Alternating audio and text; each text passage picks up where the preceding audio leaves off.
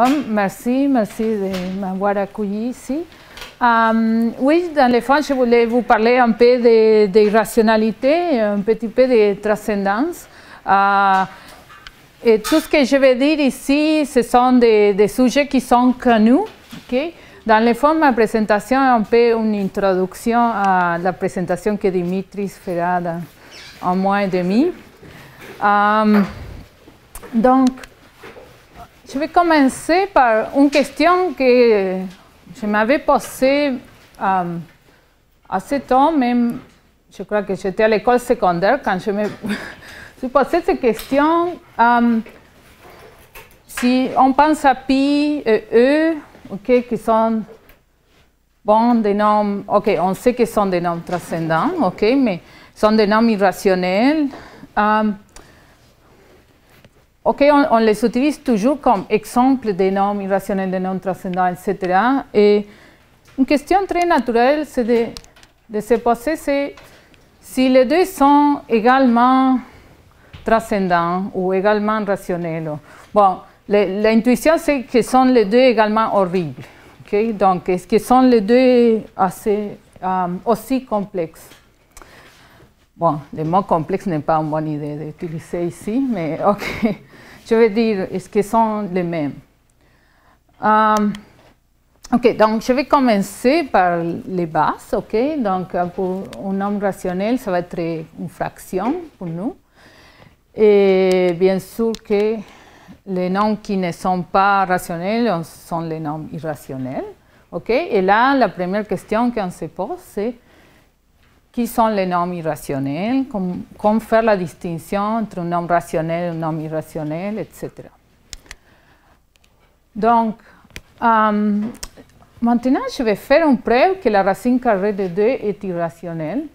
Et là, c'est amusant parce que j'ai fait cette preuve à chaque fois que je donne les cours de maths discrète. Mais je vais faire une autre preuve. Okay? Je ne vais pas me servir dans le fond de du théorème fondamental de l'arithmétique. Okay, donc, je vais commencer par un rectangle de côté 1 et 1 plus racine carrée de 2. Et donc, voici mon rectangle. Et je vais le décomposer en deux carrés de côté 1 et un petit rectangle qui reste. Okay? Donc, ici, on a le côté 1, ici, on a le côté 1 plus racine carrée de 2. Donc, on va avoir 1 et racine carrée de 2 moins 100. Okay. Et une observation qu'on peut faire tout de suite, c'est que la proportion des côtés d'un nouveau rectangle, okay, les deux côtés sont 1 et racine carrée de 2 moins 100. Donc, si on fait 1 sur racine carrée de 2 moins 100, on obtient a plus racine carrée de 2. Donc, ça veut dire que la proportion des côtés du rectangle vert est la même que la proportion du côté du grand rectangle. Okay. Donc, cela veut dire que je peux répéter le processus, okay, en divisant le rectangle vert en deux côtés de racine carrée de 2 moins 100, deux carrés de racine carrée de 2 moins 100 par racine carrée de 2 moins 100, et ce qui reste. Donc, je répète l'opération, et bien sûr, pour le même raisonnement, le rectangle qui reste a la même forme. Okay? Donc, je peux le répéter un nombre infini de fois. Okay? Je peux continuer à répéter la même opération. Donc, voici le rectangle, pour que ce soit plus clair qu'est-ce que j'ai fait. Okay? Donc, j'ai pris le rectangle vert, j'ai pris deux carrés ici. Et ce qui reste est un rectangle qui a la même forme. Donc, après, je peux prendre deux carrés bleus, okay, et continuer le processus. Maintenant, si on commence avec un rectangle de côté entier, okay, le processus doit finir, okay, parce que à chaque étape que je prends mes carrés ont des côtés entiers. Donc, je prends des entiers, moins des entiers, ok? Donc, toujours, je travaille avec des entiers. Et les entiers non négatifs, bon, si on va des entiers non négatifs en des entiers non négatifs qui deviennent de plus en plus petits, il arrive un moment où je dois arriver à 0. Okay. Donc, il y a un nombre fini d'étapes. Et de même, si les côtés sont rationnels, okay, je peux faire comme, je peux scaler, okay, je peux multiplier tout par ce que ce soit suffisant pour que tous les côtés soient entiers et faire le même raisonnement. Et là, ça va finir aussi. Donc, tout ça pour dire, bon, nécessairement, les deux côtés ne sont pas rationnels. Donc, ça veut dire que 1 plus racine carrée de 2 est irrationnel et de même pour racine carrée de 2. Okay, donc, voilà une jolie preuve de ce résultat. Bon, maintenant on va explorer un peu qu'est-ce qui se passe avec racine carrée de 2. Okay? Pour faire cette preuve du rectangle, on s'est servi d'une identité comme ça. Okay? On s'est servi de cette identité pour parler de la proportion des rectangles, des côtés du rectangle plus petit. Donc, cette identité, on a racine carrée de 2 égale à quelque chose. Donc, on peut prendre la quelque chose et la remplacer ici, à la place de la racine carrée de 2. Et donc, si on fait ça et on répète le processus, on peut répéter le processus de façon indéfinie pour obtenir 1 plus 1 sur 2 plus 1 sur 2 plus 1 sur, etc. Et en principe, on a une expression comme ça qui s'appelle une fraction continue. Okay. Bon, la fraction continue, des fois, ce qu'on écrit, on écrit les coefficients. Donc, qui sont les coefficients? C'est les 1, le 2, comme ça. Donc, on va l'écrire comme 1, 2, 2, 2, 2, 2, 2, 2, comme ça. Plus généralement, une fraction continue est une expression comme ça. OK, A0 plus 1 sur A1 plus 1 sur A2 plus, etc. Okay? Où les AI sont entiers positifs, sauf le premier qui peut être un entier négatif ou 0. Et on va l'écrire comme ça, A0, A1, A2, A3, etc. Mais des fois, les fractions sont finies. Et là, bon, là ça va être un nombre fini de coefficients. Okay? On peut avoir ça. Bon, une question serait quand est-ce que les fractions sont finies? Bon, évidemment, si on a une fraction finie, on a un nombre rationnel. Et on sait plus que ça. Okay? Un nombre est rationnel, si seulement si, un nombre réel est rationnel, si seulement si la fraction continue est finie. Donc, cela donne une façon de décider si un nombre est rationnel ou pas. Et cela donne, par exemple, l'idée de la preuve que je vous ai donnée pour 1 plus racine carrée de 2. L'idée est cachée dans la fraction continue. Donc on peut se servir d'une preuve comme ça pour prouver des autres preuves d'irrationalité. Un critère qui est beaucoup plus facile, on fait, des fois, dépendant du cas, okay, c'est qu'un nombre est rationnel si seulement si l'expansion décimale est éventuellement périodique. Okay, donc ça, on le connaît déjà de l'école. Et ces critères, si on connaît bien les chiffres de l'expansion décimale, ça peut servir à décider que le nombre est irrationnel. Et par exemple, ça sert beaucoup à construire des nombres irrationnels. OK, bon. La racine carrée de 2, OK, ici, je voulais simplement faire une liste de chiffres. OK, vous voyez qu'en parlant de chiffres, OK, il n'y a aucune irrégularité. OK, ce n'est pas périodique. OK, ça c'est pour illustrer un peu ce qui se passe. Mais ce n'est pas évident de prouver ça directement. OK, mais on sait que la racine carrée de 2 est irrationnelle. OK, les chiffres ne sont pas périodiques. Mais de façon plus... OK, si on va appliquer les critères, OK, voici un cas où on peut appliquer les critères. On prend la somme des nombres 1 sur 10 à la k carré, OK, avec k qui parcourt tous les nombres non négatifs entiers. OK. Donc, ça va donner un 1 à la place k carré, ok, donc 1 ici à la place 4, etc., 4 place 9, etc. Donc, et ce nombre, par construction, n'est pas périodique.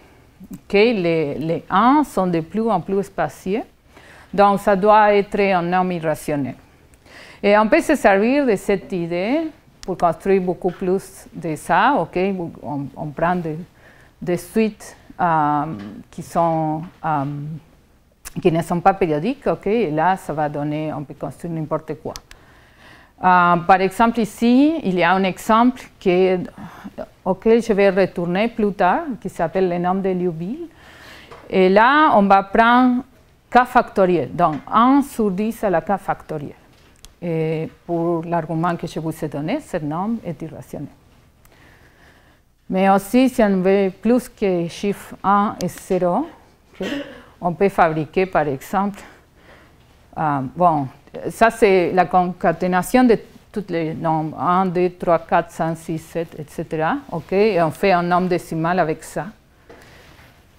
Et ce nombre est irrationnel, okay, simplement pour la construction qu'on vient de dire. Okay, il n'y a pas une régularité, pour, une périodicité pour les chiffres. D'accord? Maintenant, je vais parler de E, l'irrationalité de E, et en fait, on peut la prouver de façon pas très compliquée, mais je ne vais pas faire la preuve de Euler, je vais faire une preuve beaucoup plus moderne de Sandow, de 2006. Okay, donc, je commence avec un intervalle, l'intervalle 2, 3, qui a longueur 1. Et après, je vais faire un processus itératif où, ok, chaque intervalle, je vais avoir un intervalle IN, je vais le diviser, ok, mettons que je commence avec l'intervalle IN-100, je vais le diviser dans n parties et je vais prendre le 12e intervalle. Okay, donc, ça veut dire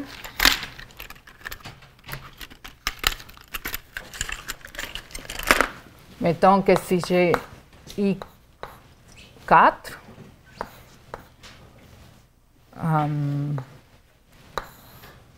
comme ça, je vais le diviser dans 5 parties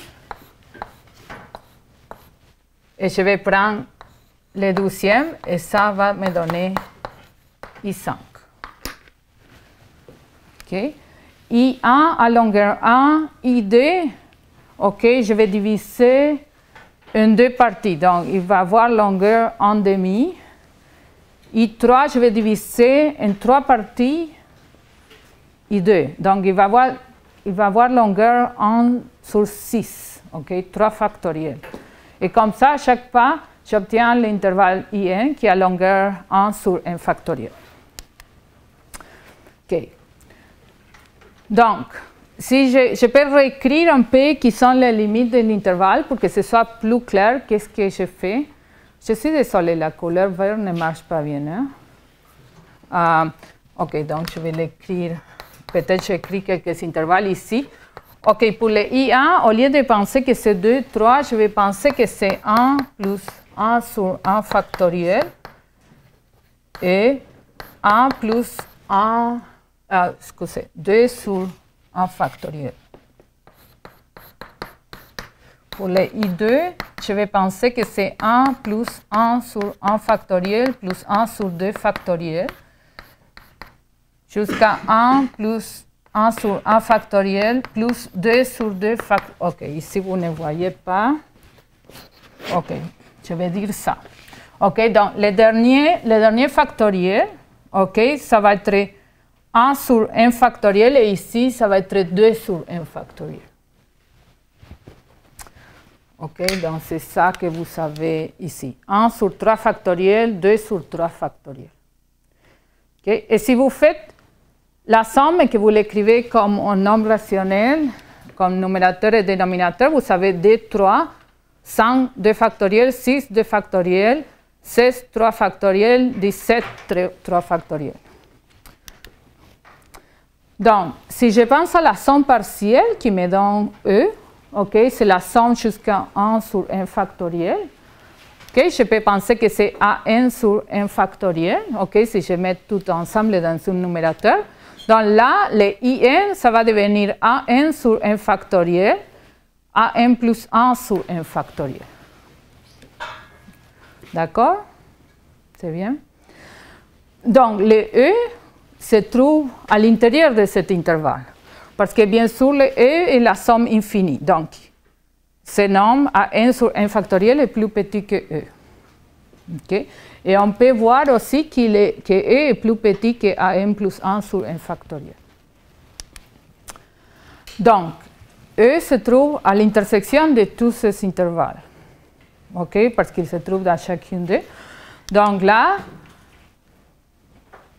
qu'est-ce que ça veut dire? Okay? Ça veut dire qu'on ne peut pas écrire E comme quelque chose sur 1 factoriel.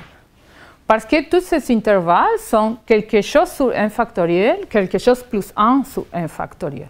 Donc, E est au milieu de ça. Il est toujours au milieu. Donc, je ne peux pas l'écrire comme ça. Cependant, les nombres rationnels, ils sont tous de cette forme. Okay? Si on a P sur Q, on peut l'écrire comme P multiplié par Q moins 1 factoriel divisé par Q factoriel. Donc, c'est une façon qui n'est pas peut-être très pratique pour écrire un nombre rationnel, mais ça donne quelque chose. Parce que là, ici, on avait vu que E, on ne peut pas l'écrire comme ça. Donc, E n'est pas rationnel. OK, magie. OK, j'aime beaucoup cette preuve. D'accord? C'est bien, une question? OK. Si on veut parler de l'irrationalité de pi, je ne vais pas le prouver, mais je vais vous donner une idée de comment est-ce qu'on peut faire, ça a été prouvé par Lambert. On peut commencer avec une sorte de fraction continue de la fonction tangente. C'est une sorte de fraction continue, bien sûr que ça ne respecte pas quelques conditions que je vous ai données.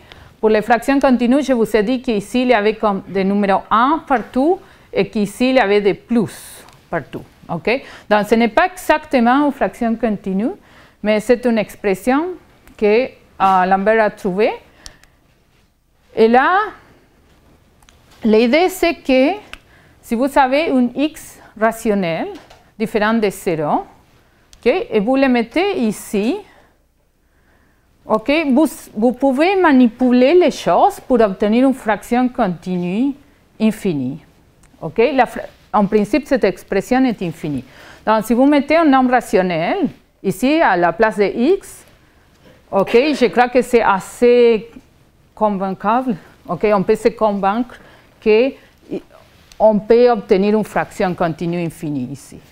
Et comme la fraction continue est infinie, ça veut dire que la tangente d'un nombre rationnel n'est pas rationnelle. Donc, la tangente de pi sur 4 est égale à 1. Cela veut dire que pi sur 4 n'est pas rationnel, donc pi n'est pas rationnel.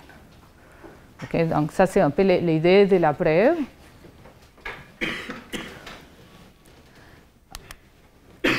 En parlant de fractions continues, en fait, les fractions continues nous donnent plus d'informations par rapport à la rationalité des nombres ou la irrationalité des nombres.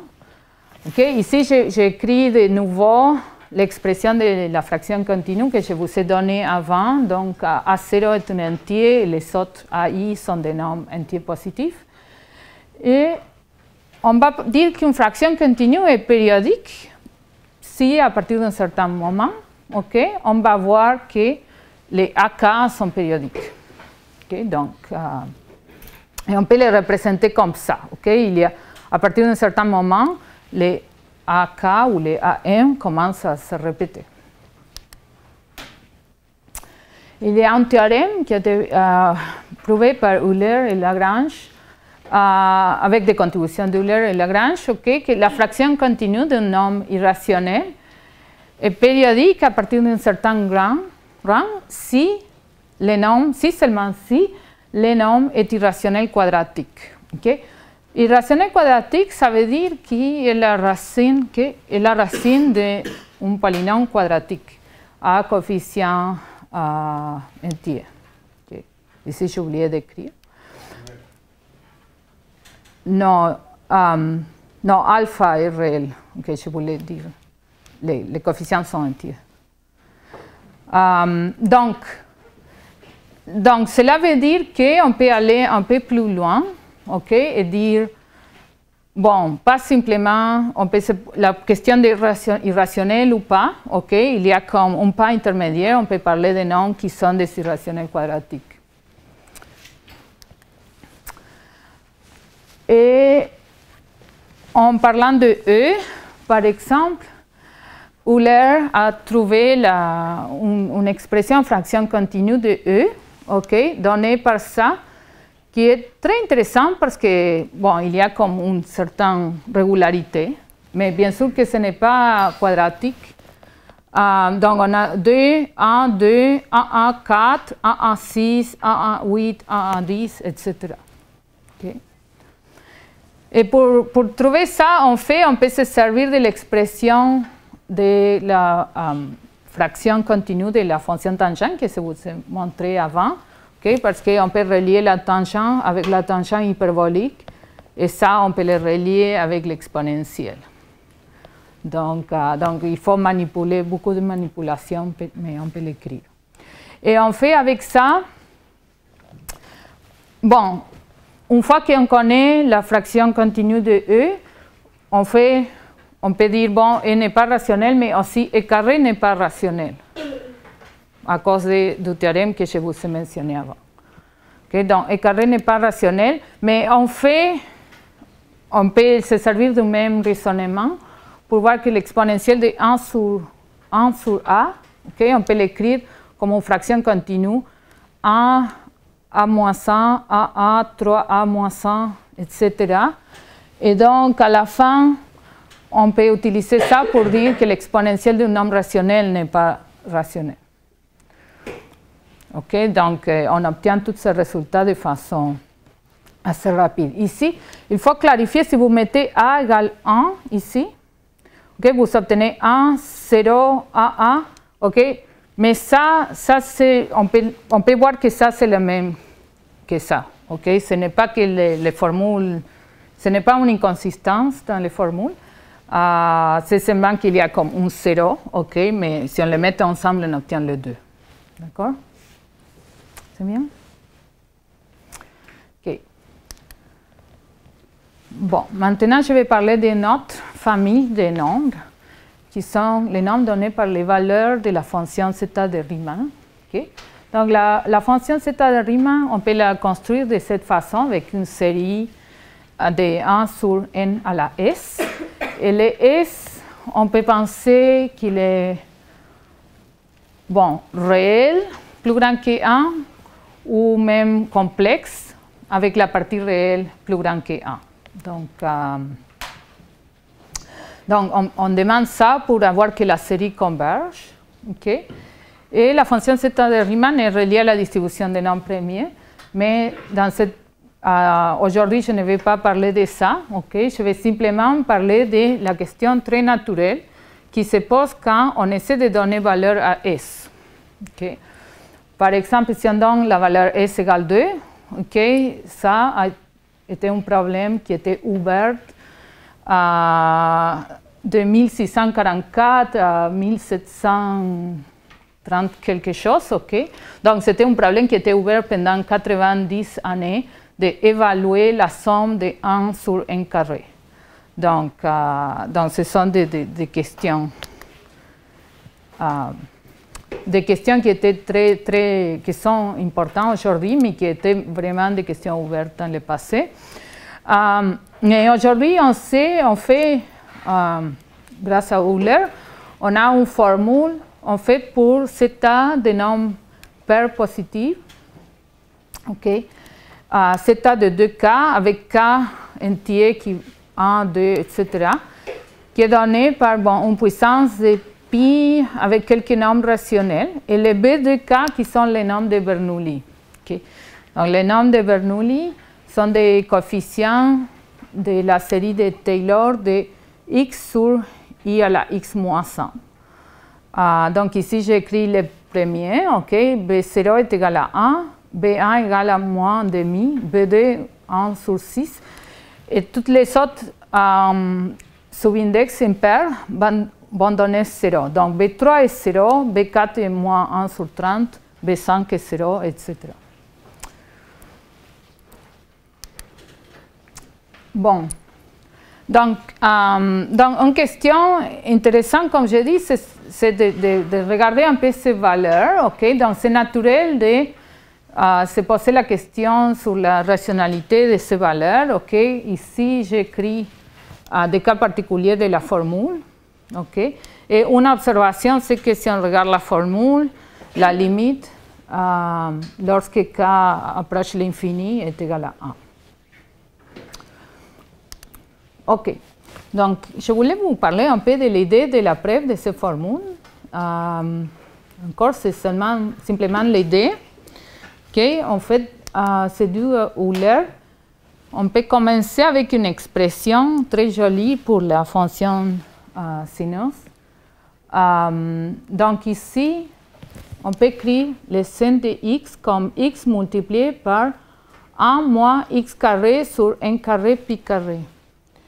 Et ici, pour comprendre un peu qu'est-ce que cette formule dit, okay, pensez un peu qui sont les zéros de sinus. Okay? Les zéros sont les multiples de pi. Okay? Pi, 2pi, 3pi et les négatifs. Donc ici, c'est comme les polynômes. Okay? Quand on a un polynôme, on a x moins les racines. Okay? Le produit de x moins les racines. Et ici, okay, c'est comme on a divisé par 1 carré pi carré. Okay? Mais dans le fond, on peut imaginer cette formule. Okay, ce que je vais écrire n'est pas convergent, mais on peut imaginer une formule du type x plus moins pi n. Okay? Donc, et si je mets ensemble les facteurs moins avec le facteur plus, je vais obtenir le pi carré n carré. Okay? Donc, je vais obtenir quelque chose comme ça. Et bon, il me reste aussi le 0 qui est x égale 0. Donc, c'est ça le facteur x égale 0. Et pour les autres, c'est plus ou moins ça, okay, divisé par quelque chose qui rend les choses convergentes. Okay? Donc, cette formule est correcte du point de vue de l'analyse complexe, mais okay, on ne va pas le prouver. Mais on peut prendre la dérivée logarithmique et là, on va obtenir une série infinie pour les cotangents. Okay. Bon. Et maintenant, on peut prendre ici la série géométrique. Okay? On peut développer ce terme en série géométrique et réordonner les choses. Et là, pour trouver les coefficients de x à la k, mettons, okay, bon, ça va donner 0 si k est impair. Et si k est pair, le coefficient va finir pour donner les valeurs paires de la fonction zeta de Riemann. Et maintenant, aussi, on peut écrire les cotangents en utilisant les coefficients de Bernoulli, simplement en utilisant l'exponentielle. Donc, on utilise l'exponentielle pour exprimer les fonctions trigonométriques. OK, les cosinus, les sinus. Oh, OK, j'ai fait une erreur ici. Ça devrait être les sinus. Donc, on fait les quotients et ça va donner la cotangente écrite de cette manière. Et ça, on peut le développer et comme ça, on obtient les coefficients de Bernoulli. Donc, à la fin, c'est question de comparer cette expression de la x cotangent x avec cette expression de x cotangent x. Donc, on compare les coefficients et c'est comme ça qu'on obtient la formule. D'accord? OK, voilà la formule de nouveau. OK. Et bon, c'est comme ça qu'on peut comprendre les valeurs paires de la fonction zeta de Riemann. Et là, si on connaît suffisamment de pi, que bon, je n'ai pas dit beaucoup, mais on sait que pi est transcendant. Okay, on va parler de ça un peu plus tard. Okay. Là, on sait que les valeurs paires de la fonction zeta de Riemann sont transcendantes aussi. OK. Maintenant, je vais parler d'un autre critère d'irrationalité, OK, que c'est le critère de Dirichlet. Okay. Le critère de Dirichlet dit qu'un nombre irrationnel est irrationnel si seulement si il peut être approché par des nombres rationnels de façon trop efficace. Okay? Trop efficace comparé avec les nombres rationnels. Okay, bon, plus précisément, okay, je vais donner une version ici qui est la version qui me convient pour ce que je vais parler après. Okay? X, un nombre réel, s'il existe un mu plus grand que 1 et une infinité d'entiers Q et P, Q positif, tel qu'on peut approcher X par P sur Q mieux que 1 sur Q à la mu, mais pas exactement égal. Okay, donc c'est pour ça que j'écris plus grand que 0. Alors, X est irrationnel. OK, intuitivement, imaginons qu'on a un nombre rationnel, je ne sais pas, 3 sur 10, OK, et on l'approche par des nombres rationnels. Et là, mettons pour être clair, OK, pour que ce soit facile, si on l'approche par des nombres qui sont A sur 10, OK, avec le même dénominateur, le plus proche qu'on peut arriver, c'est une distance de 1 sur 10. Okay. Parce que si on ne veut pas arriver exactement à 3 sur 10, les plus proches sont 2 sur 10 et 4 sur 10. Okay. Donc la distance minimale est 1 sur 10. Et ici, on est en train de dire 1 sur Q à la mu avec mu plus grand que 1. Okay. Donc c'est comme ce mu. Okay. Et ce qui est amusant, c'est que la preuve se sert du principe de Dirichlet. Okay, bon, ça c'est un peu d'histoire de mathématiques. Okay? Je suis sûre que Dirichlet n'a pas appelé son principe, le principe de Dirichlet, mais okay, c'est là où c'est l'histoire où il est apparu la première fois, semble. Okay. Donc, okay. Donc, ce critère est très utilisé pour des constantes comme la constante zeta 3. Okay? La fonction zeta de Riemann, jusqu'à maintenant, je vous ai parlé de valeurs paires. Okay? Mais si on se pose la question, qu'est-ce qui se passe avec les valeurs impaires? Bon, en fait, on connaît que le zeta 3 est irrationnel. Et ici, je ne vais pas faire la preuve, je vais simplement vous donner une idée de ce qu'on fait. Okay? La preuve a été donnée par Apéry en 1978. Et là, il a pris une expression de somme infinie assez bizarre pour zeta 3. Okay? Zeta 3, je vous rappelle, c'est 1 sur n cube. Okay? Mais là, il a pris une autre expression qui est rapidement convergente et a travaillé avec cette expression pour fabriquer une suite de nombres rationnels qui convergent super bien vers zeta 3. Donc, en utilisant les critères que je vous ai donnés avant, c'est comme ça qu'on arrive à que zeta 3 est irrationnel. Bon, ici, j'écris, pour m'amuser, j'ai essayé d'écrire un peu qui sont les nombres rationnels, mais c'est assez... bon, il y a beaucoup de lettres. Donc ici, on se fabrique une suite qui converge vers zeta 3 et avec cette suite, on se fabrique deux autres suites, un qui a des nombres entiers et une autre qui a des nombres rationnels, mais dont le dénominateur est contrôlé. Le dénominateur est contrôlé par les plus petits communs multiples de 1 jusqu'à n. Donc, c'est ça que j'écris, dn. Okay, donc, an multiplié par dn cube est un nombre entier. Donc, c'est presque un nombre entier. OK, plus ou moins. Donc, on utilise les an sur bn pour approcher zeta 3. Donc, c'est ça l'idée. OK, dans la preuve, ça finit pour dire que zeta 3 moins an sur bn. OK, ici, j'ai multiplié pour des choses pour que ça ressemble à des nombres entiers. OK, et plus petit que 1 sur le dénominateur à la mu. Et le mu est quelque chose qui est proche de 1,080, OK, quelque chose plus grand que 1. c'est tout ce qui est important ici.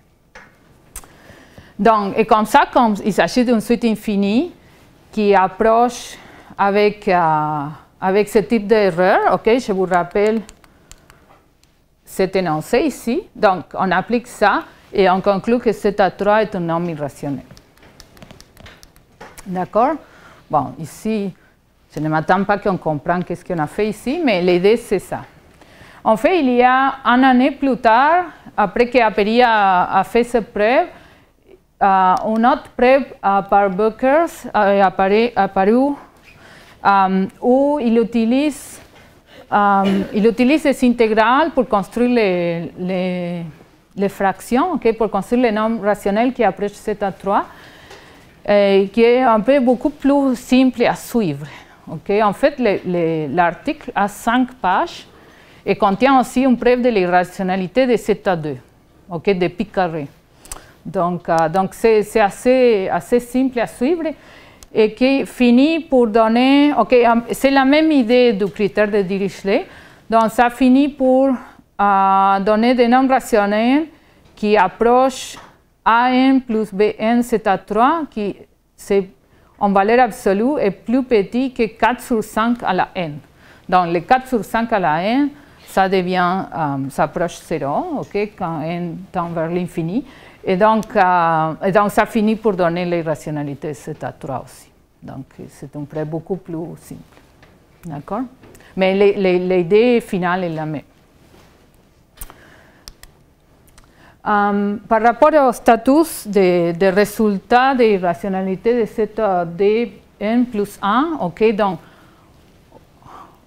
okay, si je quitte les θ3 et je me pose la question pour θ5, θ7, etc., donc, pour l'instant, il n'y a pas un résultat qui dit que θdn plus 1 est irrationnel, mais il y a beaucoup de résultats partiels. Par exemple, il y a le résultat qui dit de rival une infinité de nombres de la forme θdn plus 1 sont irrationnels.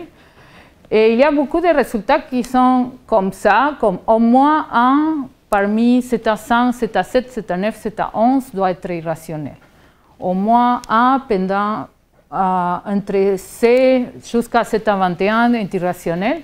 Et ici, c'est un peu curieux parce que là, si on sait que c'est au moins un de θ5 jusqu'à θ11 est irrationnel, bien sûr qu'il y en a les autres deux résultats. Et moi, j'ai passé beaucoup de temps à comprendre pourquoi ces articles ont apparu après. Et là, oui, parce que là, c'est comme, ok, non, mais l'idée c'est que de ces articles, c'est que la méthode est beaucoup plus simple. Okay? Donc, c'est un peu l'histoire de Buckers avec Apéry, donc de simplifier les choses, d'avoir une méthode qui a un espoir de très généralisé d'une autre façon. Et on fait, par exemple, ces résultats, bien sûr, qui donnent des informations de nouvelles informations, parce que là, c'est au moins 2 qui sont irrationnels. Donc, même si on doit arriver jusqu'à θ69, au moins 2 parmi ces deux nombres, tous ces nombres sont irrationnels. Donc, voilà comme le statut de ces résultats.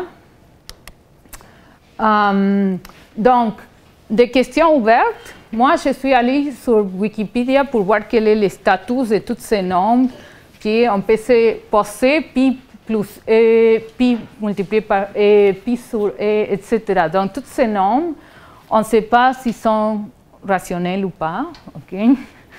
Ils sont horribles, donc ils devraient être irrationnels, mais on ne sait pas. La fonction gamma, donc c'est une constante très importante qui apparaît partout en théorie des nombres. Aussi, on ne sait pas si elle est rationnelle ou pas. C'est à 3 sur pi cube. Donc, ça, c'est une question très naturelle parce qu'on sait que zeta 2k est une puissance de pi à la 2k multipliée par un nombre rationnel. Donc, il serait super naturel d'avoir zeta 3 égale pi cube multiplié par un rationnel. Bon, naturel ou pas, je ne sais pas, mais ok, c'est une question. Et là, on ne sait pas. La constante de Catalan, c'est une constante aussi qui vient de faire une construction pareille à la construction de la fonction zeta de Riemann. Mais là, on va comme alterner des signes, on prend seulement les nombres impairs. Donc, 1 sur 1 carré moins 1 sur 3 carré plus 1 sur sans carré, etc. Et là, on ne sait pas si elle est rationnelle ou pas. Mais si on change les choses, si au lieu de prendre le carré, on prend le cube, là, on connaît bien la valeur. C'est pi cube sur 32. Et en fait, ici, j'ai caché une fonction qui est un peu comme une cousine de la fonction zeta de Riemann, pour laquelle on connaît beaucoup de ce qui se passe pour les valeurs impaires, ici de l'exposant, mais pas pour les valeurs paires. Donc, c'est comme l'histoire contraire à la fonction zeta de Riemann. Et ça s'appelle la fonction L de Dirichlet. D'accord? OK, maintenant, je voulais parler un peu des nombres transcendants. OK? Et là, OK, voici la définition. Donc, dans le fond, transcendant, ça veut dire pas algébrique. OK? Un nombre est algébrique si il est racine d'un polynôme à coefficient rationnel ou entier. Et on va, Q bar, c'est l'ensemble des nombres algébriques. Et là, on va parler d'un nombre transcendant quand il n'est pas algébrique. En principe, ça pourrait être un nombre complexe. OK? Et Cantor a prouvé que les nombres algébriques, en fait, sont dénombrables. C'est-à-dire qu'il y a une bijection entre les nombres algébriques et les nombres rationnels ou les nombres entiers. Et donc comme on sait que les nombres réels ne sont pas dénombrables, ça veut dire que la majorité des nombres sont transcendants. Okay. Bon, je vais revenir sur les critères de Dirichlet. Okay, ici, c'est exactement le même énoncé que je vous ai donné avant. Et là, les mu, okay, les plus grands mu qu'on peut mettre dans cette approximation, ça, on l'appelle la mesure d'irrationalité. Okay. Donc, je vous rappelle, cette approximation, on avait fait un peu les calculs avec les nombres rationnels. Donc, mu égale 1, c'est quelque chose de très naturel qui va marcher avec les nombres rationnels. Okay? Mais si mu devient de plus en plus grand, ça veut dire que l'approximation est de mieux en mieux. Okay? Donc, les plus grands mu, les plus irrationnels on a. Okay? Et on fait, OK, mu égale 1, c'est si x est rationnel, mu égale 2, on a, OK, si on a algébrique irrationnel, on a mu égale 2. Et pour les transcendants, on peut avoir 2 aussi, OK, c'est mu plus grand ou égal à 2. OK. Donc, les algébriques irrationnels sont vraiment comme à la frontière, OK, de ce qu'on peut, dans quelques frontières. Okay. Et donc, si on revient sur les nombres de Liouville, okay, je vous rappelle que c'était 1 sur 10 à la k factorielle. Là, en fait, on peut prouver que la mesure d'irrationalité des nombres de Liouville est infinie. Donc, ils sont les plus horribles possibles. Ils sont les plus transcendants qu'on peut imaginer. Okay? Et en fait, il y a toute une famille de nombres qui s'appelle les nombres de Liouville, qui ont des formes comme ça, et en fait, avec des coefficients aussi, ils sont tous des mesures infinies. Donc, ils sont vraiment transcendants, okay, les plus transcendants possibles. Lorsque E, okay, qui a été prouvé transcendant par Hermite, c'était le premier nombre transcendant non artificiel, ça veut dire qu'il n'a pas été construit pour... C'était un nombre qui existait dans la nature, au contraire d'un nombre de Liouville qui était complètement fabriqué. Okay? Donc, et là aussi, la mesure de transcendance de E est connue que trait 2. Donc, du point de vue des nombres transcendants, E est assez joli. Okay? Il est presque non transcendant. Aussi pour les constants comme 0,1, 2, 3, 4 que je vous ai donné avant, okay, on sait que la mesure de transcendance est 10. Donc, ce nombre est plus horrible que E. Okay, même si la définition, la construction semble très, très jolie. Aussi, les nombres, si on prend, au lieu de prendre 1, 2, 3, 4, on prend les carrés, 1, 4, 9, 16, 25. Ça, c'est connu qui est transcendant. Et j'ai cherché partout dans la littérature, je n'ai pas trouvé la mesure de transcendance de ça. Okay, donc, je ne sais pas. C'est pour ça que je n'ai pas écrit. Je voulais mentionner quelques critères qui nous permettent de conclure que des nombres sont transcendants. Par exemple, si on commence avec un nombre algébrique, l'exponentiel va donner transcendant. Et donc, comme ça, on peut prouver que E est transcendant. Okay, parce que E est à la 1. Okay, bon, c'est un peu... mais aussi comme ça, on peut prouver que pi est transcendant, parce que E à la IPi est moins 1, donc il est algébrique. Donc ça veut dire que IPi n'est pas algébrique. Donc ça doit être transcendant, et donc pi transcendant, parce que I est algébrique. La mesure de rationalité de pi est connue qu'il est plus petit ou égal à 7.103. Ok, je vais retourner sur ça dans les prochaines diapos. Okay. Il y a aussi des résultats plus généraux qui parlent des nombres qui sont linéairement algébriquement indépendants. Okay. Ça veut dire qu'il n'y a pas un polynôme avec plusieurs variables. Mettons qu'on peut mettre les choses ici pour obtenir 0. Donc, c'est comme une généralisation. Donc, on a des résultats plus généraux que ça. Par rapport à la question que j'avais posée au début, lequel est le plus horrible entre pi et E?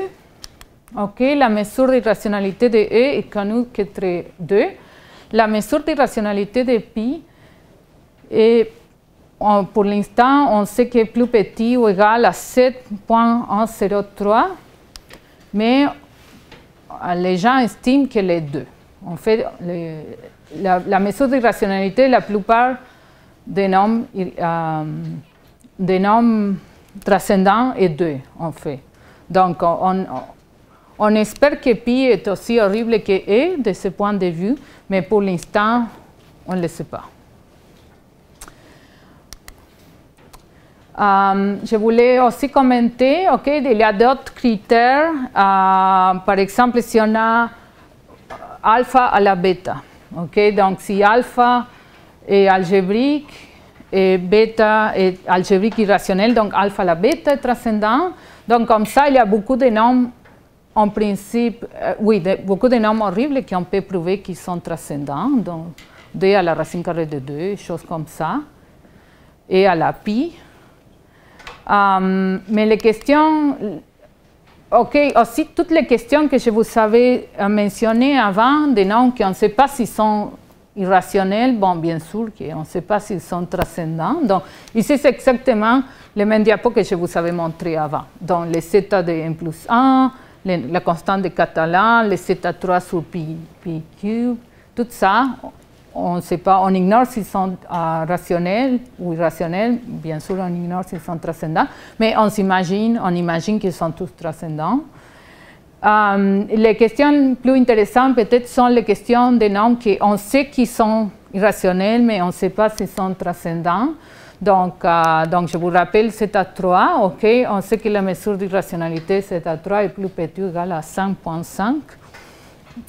Même si on arrive à égal à 2, ça ne va pas répondre à la question, mais mais encore il y a des questions à améliorer ça. Et aussi, les choses qu'on avait fait avec les chiffres, si on met les nombres premiers, au lieu de mettre tous les chiffres ou les carrés des chiffres, on met 2, 3, 5, 7, 11, 13, etc. Donc, ces nombres, on sait qu'il est irrationnel, mais on ne sait pas s'il est transcendant. Donc, il y a beaucoup de questions comme ça. C'est facile de trouver des questions qu'on n'a aucune idée de la réponse. Donc, je vous remercie de votre attention. Et si vous avez aimé le sujet, il y a une présentation de Dimitri Koukoulopoulos, le 25 mars, où il va parler de les résultats super importants qu'il a prouvés. Donc, je vous invite à revenir.